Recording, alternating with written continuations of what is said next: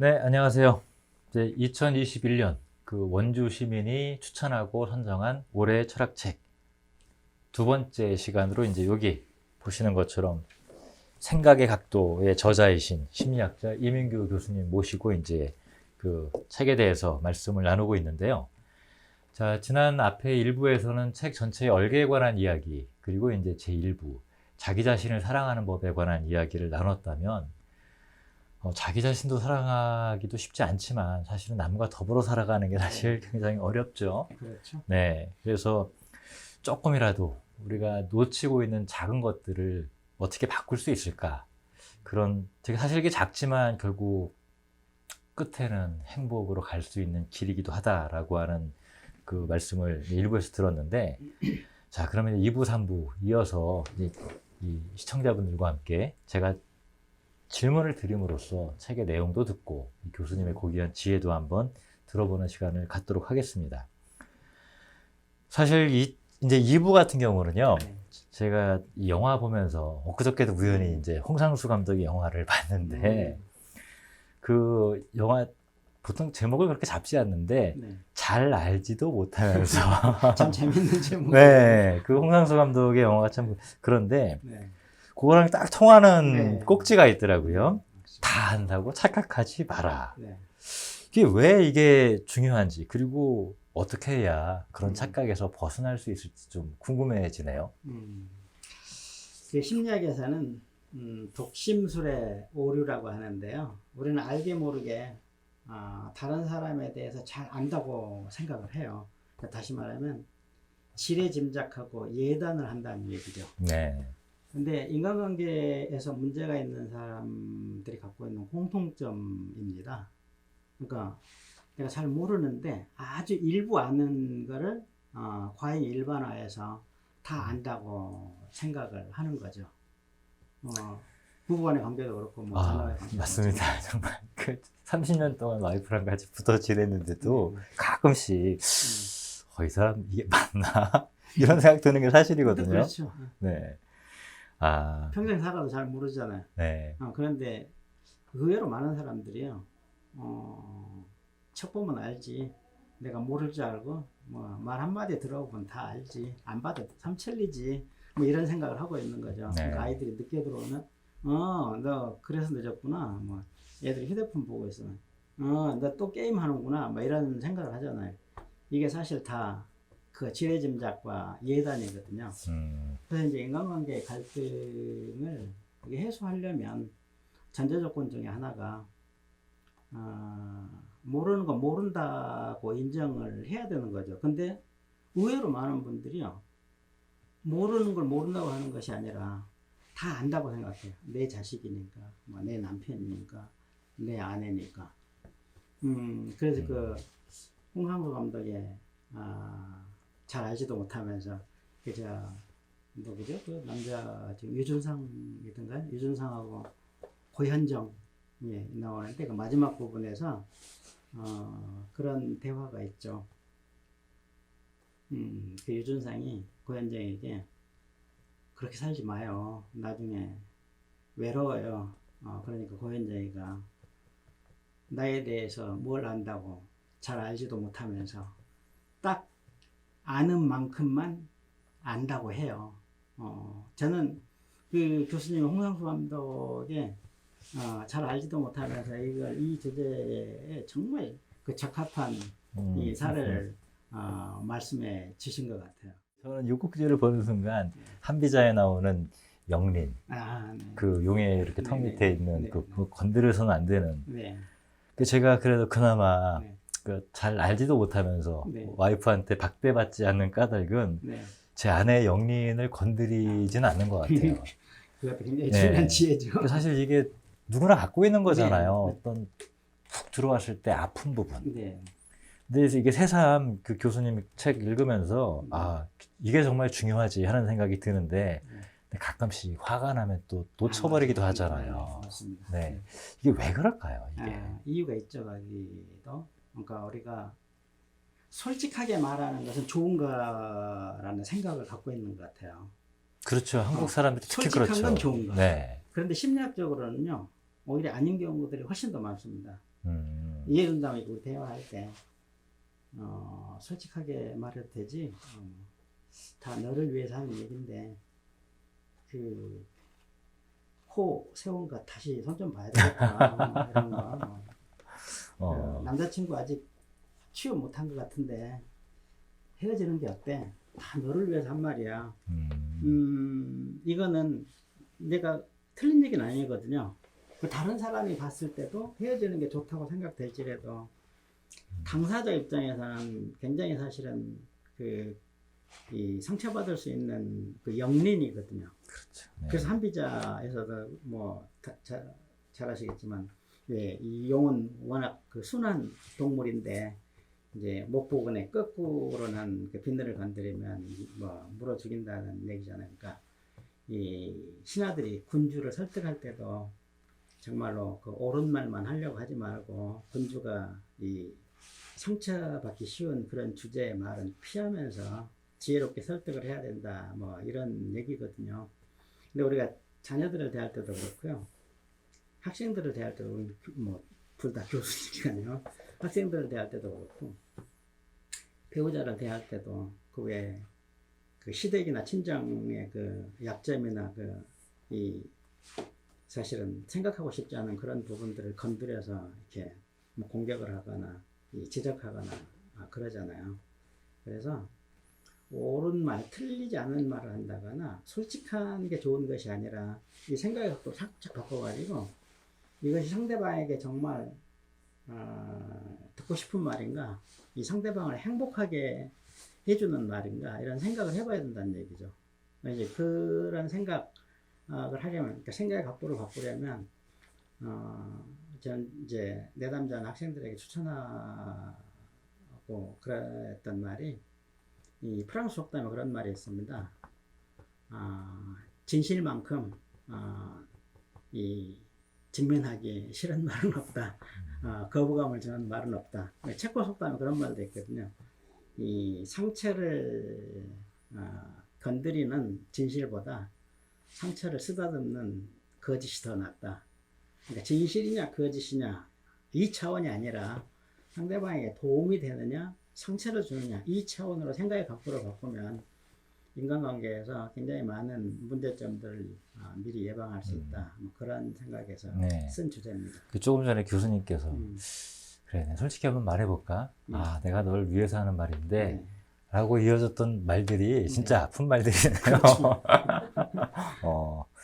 그 말씀이 되게 중요한 것 같아요. 그러니까 뭐 사회적이거나 뭐 그런 차원에서 진실과 거짓을 가리는 것도 중요하겠지만 그것도 다른 차원이죠. 개인과 개인 사이의 삶의 차원에서는 오히려 결국은 상처를 치유하고 삶을 돌보고 할 수 있는 그런 말과 대화가 중요하다. 조금 전에 교수님께서 말씀해 주신 걸 듣자니 제가 그 와이프한테 그 사랑받을 짓을 한 게 아니라 욕먹을지만 왜냐면 이제 코로나 이후에 이제 그 집에서 이제 강의를 하고 그러다 보니까 저녁 때 산책할 기회가 과거보다는 굉장히 많아졌잖아요. 근데 한 학기 내내 산책을 했는데 한 6개월 정도 지나고 나서 어느 날 산책을 같이 간다 그랬더니 그냥 혼자 가겠다 그러는 거예요. 그랬더니 왜 그랬더니 너 혼자 떠들잖아 그러는 거예요. 세상을 다 아는 것처럼. 근데 이게 참 진짜 일부에서 말씀하신 것처럼 이 학회라든가 이런 데 나가서 다른 분들하고 할 때는 그런 부분에 관한 통제를 그래도 꽤 하는데 가까운 가족들하고 그걸 더 못하는 것 같다는 생각이 드네요. 자, 어쨌든 이 교수님 말씀이 제가 앞으로 이제 부부 생활하는데도 커다란 도움이 분명히 될 것 같습니다. 그랬으면 좋겠습니다. 자, 근데 또 한 가지는 살면서 이제 그 수많은 사람들을 만나고 하는데 사실은 관계를 어떻게 유지하는가. 사실 진짜 별거 아닌 것 때문에 사람 관계가 틀어지는 경우도 많잖아요. 이 관계를 유지하는 비법이라고 얘기될까요? 뭐 철학적으로는 뭐 제가 할 수 있는 얘기는 되게 간단한 것 같아요. 뭐 보통 그러죠. 모든 철학책에 다 진심 어린 관계, 그 다음에 성실한 관계 이렇게 얘기를 하는데 그 아무래도 이렇게 여태까지 말씀을 들어보니까 현장에서 또 심리학자로서 이렇게 이론도 보고 이 내담자들하고 상담도 하면서 좀 한국 사람들의 특성을 반영해서 네. 어떤 좀 지혜가 있을까요? 그러니까 소중한 관계를 오랫동안 유지하려면 뭐 어떻게 네. 하는 게 좋으냐 뭐 이런 네. 말씀이죠. 그러면 이제 거꾸로 우리가 소중하다고 생각하고 참 좋은 인연으로 이어왔구나, 참 좋은 사람이구나, 이런 사람이 드는 사람들을 떠올려 보면 되겠죠. 그러니까 저 사람이 나하고 어떤 관계이고 나에 대해서 어떤 생각을 하고 있을까, 이거는 정말 간단한 질문으로 우리가 확인할 수가 있죠. 왜냐하면 용건이 특별히 없을 때 저 사람이 나를 어떻게 대하는지, 그리고 언제 주로 나를 찾는지.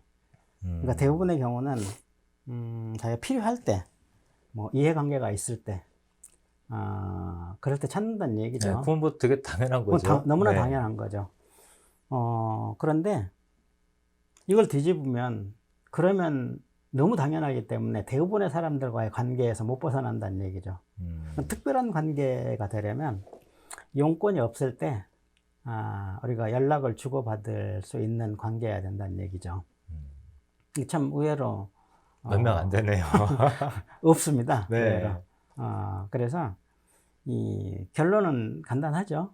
그러니까 용건이 없을 때도 우리가 소중하다고 생각하는 사람들에게는 간간히 연락을 해야 된다. 그게 뭐 문자일 수도 있고 이메일일 수도 있고 전화일 수도 있고요. 여러 가지 뭐 방법을 통해서 할 수 있는 거죠. 제가 그래서 책에 아마 소개했던 것 같은데, 제 개인적인 경험을 좀 정리를 해서 책에 실었는데, 그 어디 있더라? 내가 고맙게 생각, 아니 168쪽이신가요? 168쪽인가요? 관계, 네, 맞아요. 네. 용건 없이 안부를 물어올 때 이렇게 썼는데, 저는 이럴 때 참 행복하더라고요. 저희 아들이 그냥 문자로 보내는 겁니다. 아버지 식사하셨어요? 그냥 궁금해서요. 네. 며느리가 아버지 뭐 하세요? 그냥 생각나서요. 참 사랑스러워요. 그죠? 아빠 어디야? 지금 집에 가는 길인데 그냥. 이 딸이 가끔 이런 카톡을 보내죠. 그리고 학생들은 교수님 잘 지내고 계시죠? 문득 생각이 나서요. 이런 이메일 받을 때. 그리고 이제 제 블로그 댓글에 작가님 요즘은 무슨 책 쓰세요? 뭐 책을 뒤적이다가 그냥 궁금해서요. 뭐 이런 독자들을 보면 굉장히 소중하게 느껴지거든요. 네. 그래서 이제 또 개인적인 친분 관계로 발전하는 독자들도 많고요. 이거 우리가 거창한 일이 아니라 사실은 용건이 없을 때 생각나는 사람, 소중한 사람들에게 가끔 연락해 보는 거. 좋은 방법 중에 하나가, 옛날에 찍었던 그 앨범 사진 이렇게 가끔 들여다볼 때, 이 사람 뭐 할까? 그럴 때 즉시 이렇게 연락해 보는 거. 참 바로. 간단한 일이죠. 그게 사실 맞는 것 같아요. 이렇게 들어보면. 근데 언제 이게 되게 작은 것 같은데, 그거 왜 안 했지? 네가 관심 있고 네가 소중하다고 생각하고 계속 관계를 유지하고 싶다 그러면 그때그때 떠오를 때 진짜 밥 먹었냐, 뭐 언제 뭐 볼까 뭐 하면서 이렇게 그런 친구들이 저한테도 몇 명 있는데, 네. 이제 그냥 습관처럼 그렇게 하는데 결국 그게 관계를 유지해주는 힘으로 작동을 했던 거군요. 네. 그러니까 이제 용건 없이 누군가가 연락을 하면 우리는 거의 자동적으로 이 사람에 대해서 어떤 데피니션을 내리는 거죠. 이 사람은 나를 좋아하는 사람이구나. 그리고 인연을 참 소중하게 생각하는 사람이구나. 그리고 일관성이 있고 이 사람은 믿을 만한 사람이구나. 근데 필요할 때만 찾는 사람들을 일관성이 있다고 생각하지는 못하잖아요. 그렇죠. 나를 좋아한다고 생각할 수도 없고. 네.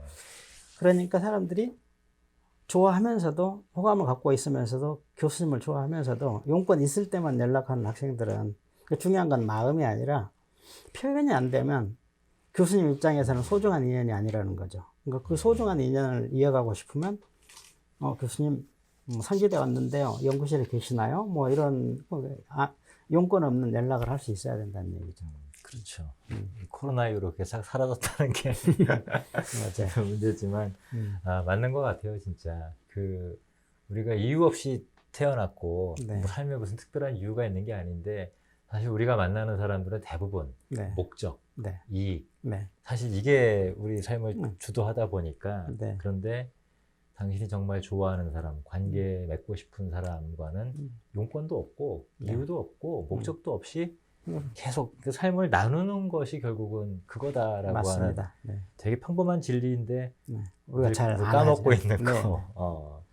참 이런 게 중요한 것 같아요. 그러니까 되게 평범하고 단순하지만 우리가 늘 잊고 사는 것들을 굉장히 조목조목 환기시켜주는 것 같다는 생각이 드는데, 자, 근데 시간이 이제 별로 남지 않았는데, 이 3부에도 할 얘기가 무지하게 많은데,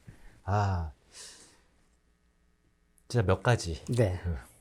아무래도 시간상 교수님 한 3가지 정도만 질문을 드리고 나머지는 네. 좀 교수님께 좀 말씀하실 수 있는 시간을 더 드리는 게 좋겠다는 생각이 드는데, 이 꼭지는 정말 일부에서도 조금 나눈 거지만 되게 필요한 것 같아요. 그러니까 인생을 향유한다는 거는 결국은 네. 다른 사람들과 삶이 섞이는 거고, 그렇죠. 공유하는 거잖아요. 네. 나누는 것이고.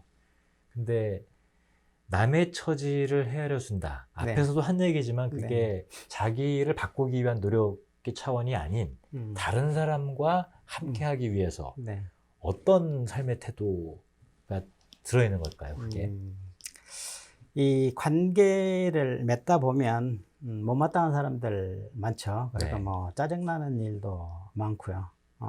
그런 상황을 이제 어떻게 처리하느냐에 따라서 관계의 질이 달라지고 결국은 뭐 인생이 달라진다고 할 수 있는데요. 그러니까 이제 반복되는 예를 드는 것이 더 이해가 쉬울 수가 있는데, 갑자기 차가 끼어든다.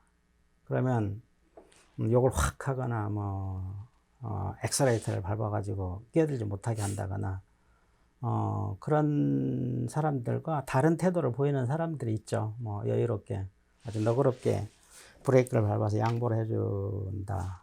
이런 사람들에게 물어보는 겁니다.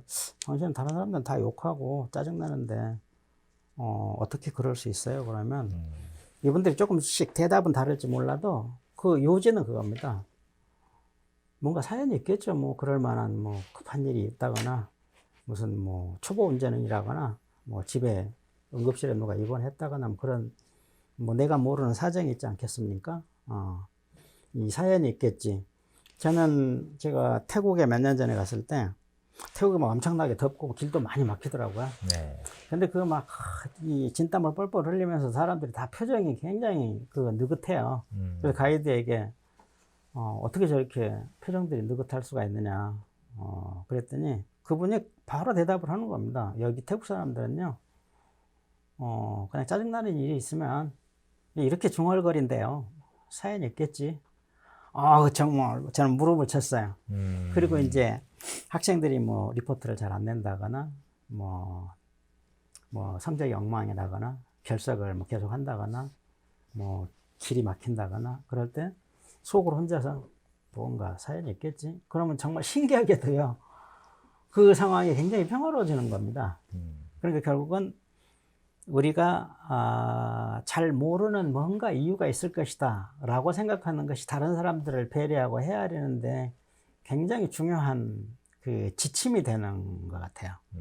근데 이제 우리는 아까 말씀드렸듯이 다 안다고 생각하고 예단하잖아요. 뭐 저게 도대체 뭐 사람을 몰라보고 이런 식으로 예단해버리기 때문에, 사실 이제 각도를 조금만 바꿔가지고 상대방의 입장을 헤아리려고 하고 이해하려고 하면, 이제 그걸 한 단어로 표현을 하시오. 그러면 사연이 있겠지. 그래서 부처님도 그런 말씀 하신 것 같아요. 모든 걸 이해하면 모든 것이 용서된다. 그러니까 용서가 안 되고 막 짜증이 나는 거는 우리가 모든 걸 이해 못했다는 얘기죠. 그 사연들을. 네. 맞습니다. 제가 공부를 하다가 이제 가장 많이 읽었던 책 가운데 하나가 이제 논어인데, 네. 옛날에는 전혀 눈에 들어오지 않았던 문장인데 한 10여 년쯤 전인 것 같아요. 어떤 거기에 내용인가요? 떠오르는 문장 중에서 이 세상에 절대로 해서 안 되는 일도 없고 이 세상에 절대로 무조건 해야 되는 일이라고 하는 것도 사실은 없다. 그렇네요. 그게 뭐 살인하고 죄짓고 이런 얘기를 하는 게 아니잖아요. 그렇죠. 아마 그렇죠. 지금 교수님께서 말씀하시는 그래. 내용하고 네. 그 다른 사람하고의 관계 속에서 네. 그래 음. 뭔가가 있겠지라고 생각할 수 있는 여유. 음. 일부에서 그런 말씀하신 것 같아요.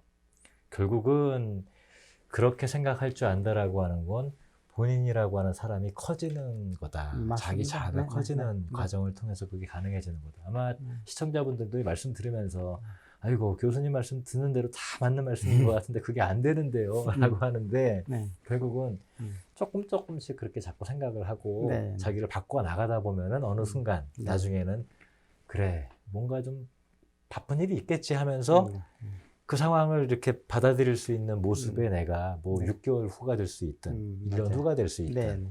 그럴 때가 되면은 그때는 그때는 조금은 이 다른 사람과의 관계 속에서 삶을 누릴 수 있는 그런 네. 사람으로 변해가는 게 아닌가 네. 하는 생각이 드는데 바로 이어서 네. 결국 다 하는 얘기잖아요. 뭐 성공했다고 해서 돈 많이 벌었다고 생각하는 거 아니다. 네. 그런데 그 누린다라고 하는 게 네. 그렇게 또 쉽지는 않지 않나요? 네. 그렇죠. 뭔가 누리는데도 좀 방법이 있는 건가요? 향유하게. 네. 그 최근에 이제 심리학자들이 굉장히 관심을 갖고 있는 주제 중에 하나가 향유학입니다. 그러니까 네. 뭐 조금 어려운 단어이긴 한데요. 누리어 가진다는 것이죠. 뭐 갖는 것이 아니라, 그러니까 소유하는 것보다 우리가 소유한 것 그리고 이제 현재 상황 이거를 마음껏 누린다는 걸 이제 향유한다고 얘기하는데요. 향유를 할 수 있는 사람들의 특성이 몇 가지가 있습니다. 첫 번째는 감사하기예요. 그러니까 자기 자신에 대해서, 다른 사람들에 대해서, 또 세상에 대해서 당연한 일 속에서도 감사할 일을 찾아서 감사함을 느끼는 거죠. 그러니까 다른 사람들은 당연하다고 생각하는 것 중에서도. 그리고 또 하나는 이제 감동하고 감탄하기. 그러니까 어떤 사람들은 길을 지나가다가 그냥 별로 무심하게 이렇게 지나가지만 어떤 사람들은 아무것도 아닌 것 같은데 유심히 관찰하면서 그거를 감동하고 감탄하고 이 풀잎에 이슬방울이 있다고. 그 인도에 타고르라는 시인 있잖아요. 네. 이분이 그런 얘기를 했더라고요.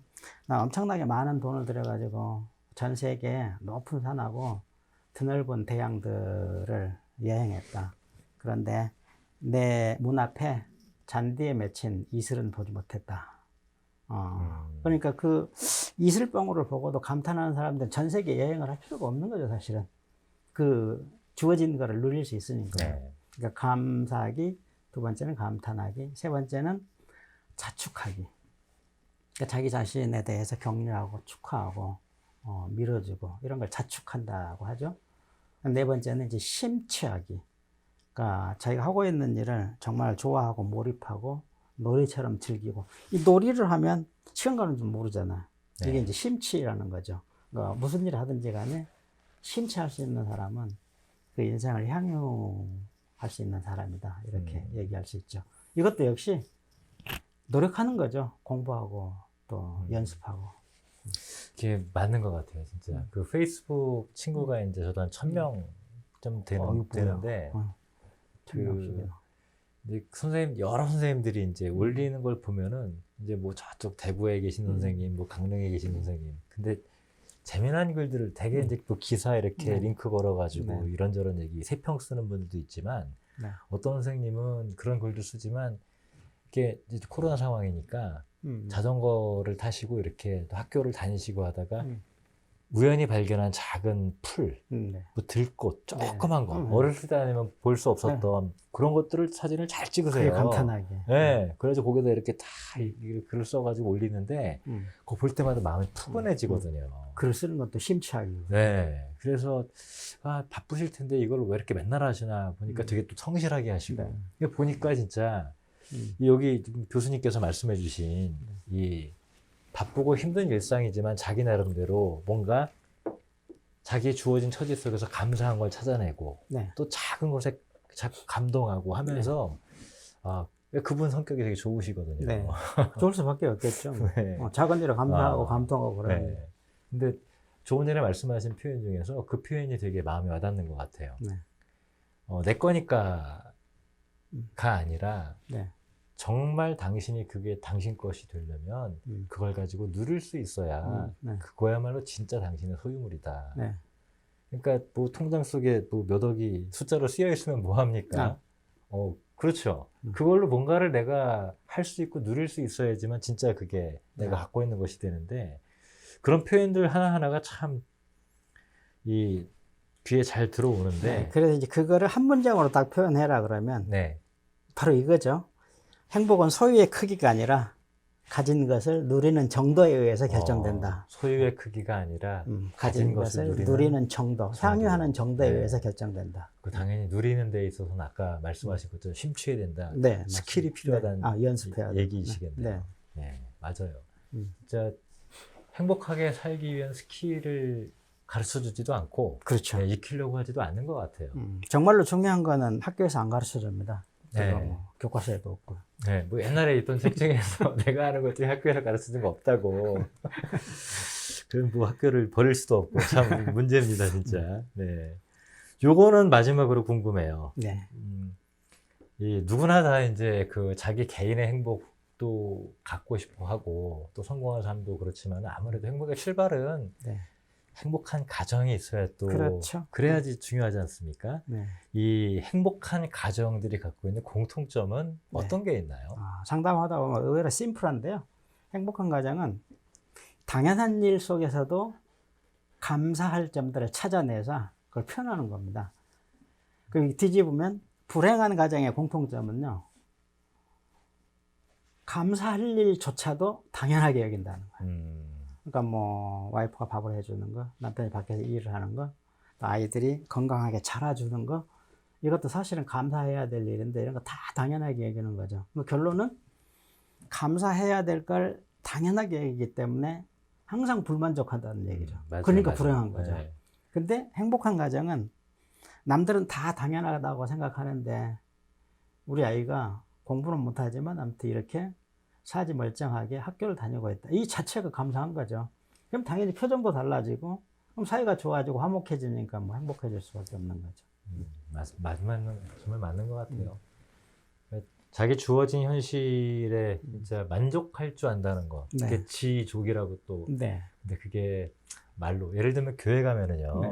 그 이제 기독교 교회 이렇게 참석해 보다 보면은 처음부터 끝까지 가장 많이 쓰는 단어 가운데 하나가 감사잖아요. 네. 그렇죠. 그런데도 보면은 저분은 별로 감사하는 것 같지 네. 않은데 근데 교수님 말씀대로 진짜 정말 진심으로 네. 마음 깊이 당연하다고 여기지 않고 자기 삶의 조건에 대해서 감사할 줄 알아야 네. 삶을 누릴 수 있다.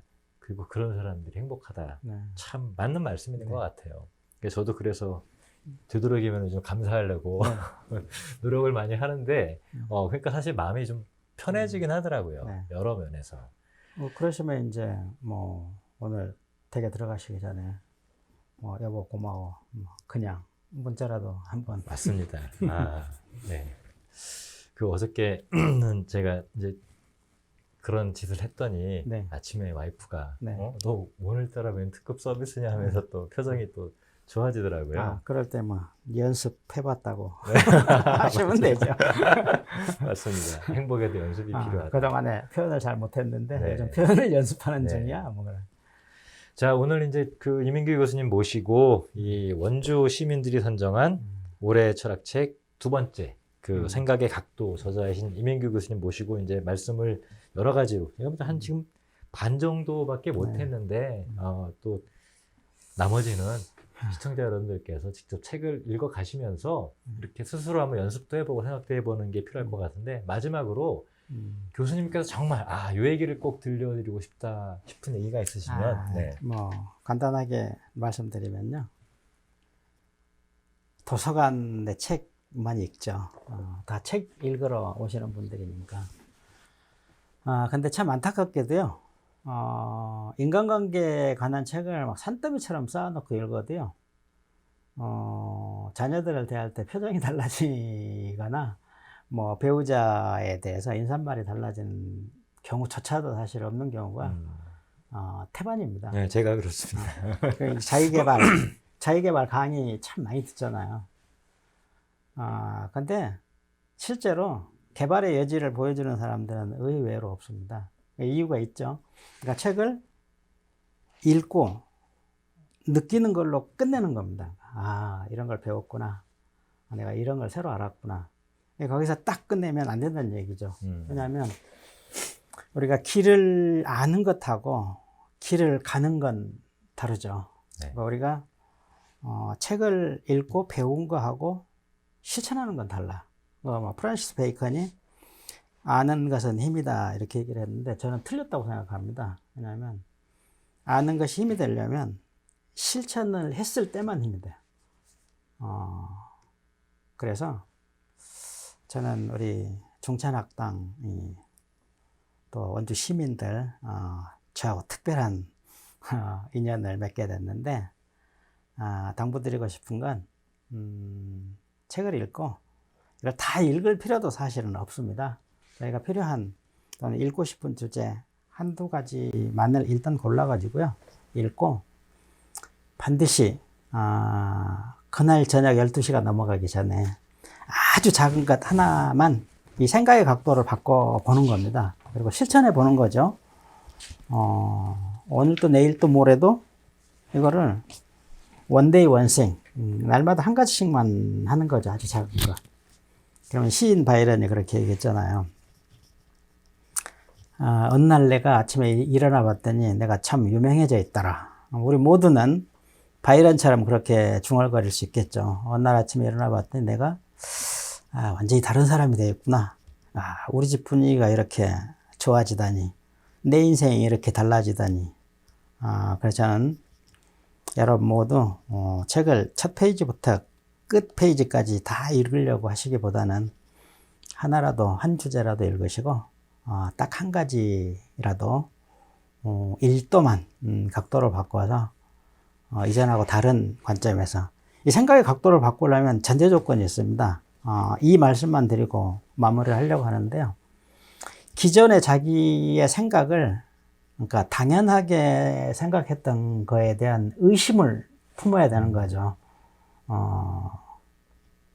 내가 키가 작고 못생겼으니까 열등감을 느끼는 건 당연하지. 이 생각이 과연 맞는가? 차가 끼어든다. 욕을 한다. 소리를 지른다. 꼭 그래야만 하는가? 아이가 엉망인 성적표를 받아왔다. 눈을 부라린다. 이게 답인가? 이거 말고는 없나? 이 의문을 품고 각도를 조금만 틀어서 다른 시도를 하면 저는 딴 세상이 조만간 열릴 거라고 생각합니다. 감사합니다. 네. 김시천 교수님 감사합니다. 자, 이렇게 해서 2021년 원주 시민들이 직접 추천하고 선정한 올해의 철학책 두 번째 생각의 각도에 이민규 교수님 모시고 말씀을 들어봤습니다. 그 마지막 한마디가 가슴에 울리는 것 같아요. 그 도서관에 와서 많은 책들을 읽으시지만 길을 아는 독서를 하지 말고 길을 가는 독서를 해야 우리가 행복의 목적지에 도달할 수 있겠다 싶은 말씀 저도 막 가슴속에 남는데 오늘 많은 시청자분들 그 말씀 잘 기억하시고 모두가 행복에 이룰 수 있는 그런 분들이 되시기를 바라면서 오늘 교수님 네. 고생하셨습니다. 감사합니다. 네. 네.